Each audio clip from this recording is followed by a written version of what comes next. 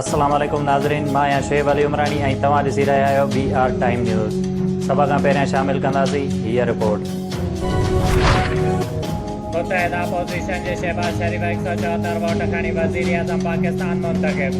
PTI जे शाह महमूद कुरैशी खे हिकु बि वोट न मिलियो। तहरीक इंसाफ़ इंतिख़ाबी अमल जो बाइकाट कयो हुयो। नतीजे जो ऐलान थींदे ई ऐवान में शहबाज शरीफ जे हक़ में नारा लॻाया विया।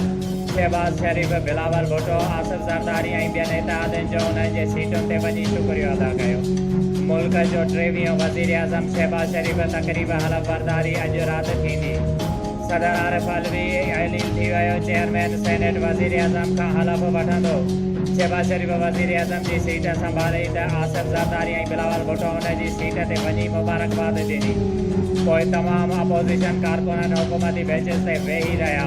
ऐवान में वज़ीर आज़म जे इंतिख़ाब जी कार्रवाईअ लाइ मरियम नवाज़ ऐं हफ़्ज़ा शहबाज बि महिमाननि जी गैलरीअ में मौजूदु हुया। मुस्लिम लीग नून जे क़ाइद नवाज़ शरीफ जो पोर्ट्रेट बि मरियम नवाज़ वटि हुयो।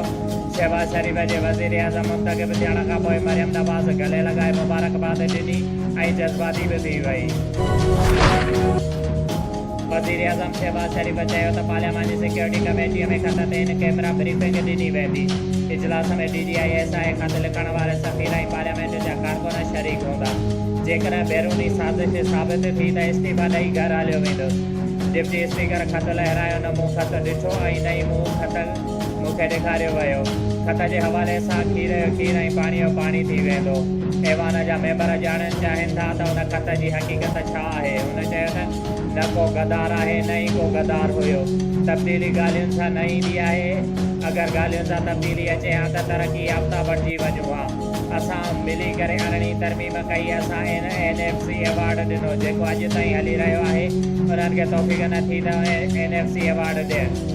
अॼु सिलेक्टेड वज़ीर आज़म खे आईन ऐं कानून ज़रिए घर जो रस्तो ॾेखारियो। सुप्रीम कोर्ट नज़रिया ज़रूरत खे हमेशह जे लाइ दफ़न करे छॾियो।